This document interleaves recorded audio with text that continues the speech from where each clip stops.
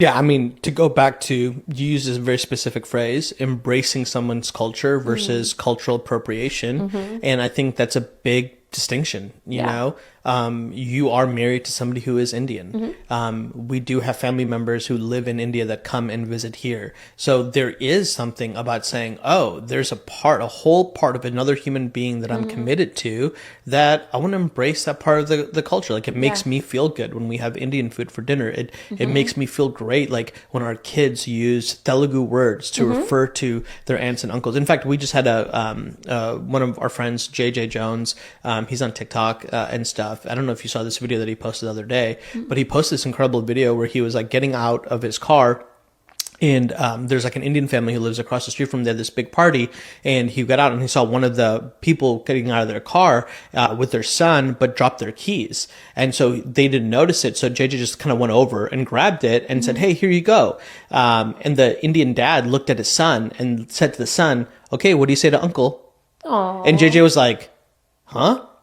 He's like, who? And then the dad was like, no, no, no.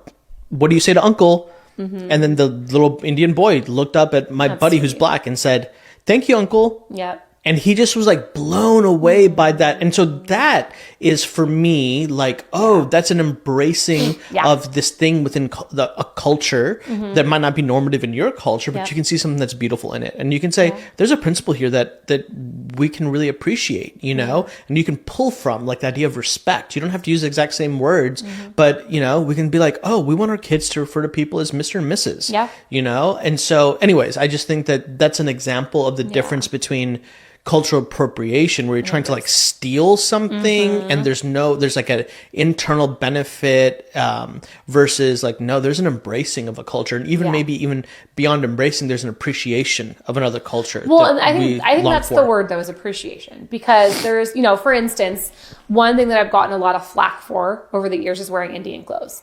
And it's always made me laugh, because I remember there was a moment where my mother-in-law had gifted me some Indian clothes and I didn't wear them. And it was because like I had just had a baby and I was nursing, and I just honestly felt gross in everything I was wearing. So I didn't wear it. And I didn't really think it was going to be a big deal, because I was like, oh, it's fine. I'll just wear whatever's comfortable. Like, no big deal.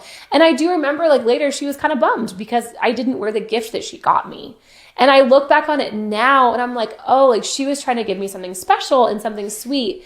And where like I can see both sides, where obviously I wanted to be comfortable, but obviously it was a gift that I could have embraced. And there are so many moments like that where I have been gifted Indian clothes and I wear it as like a way to love those people too. Well, I think that gift is an invitation.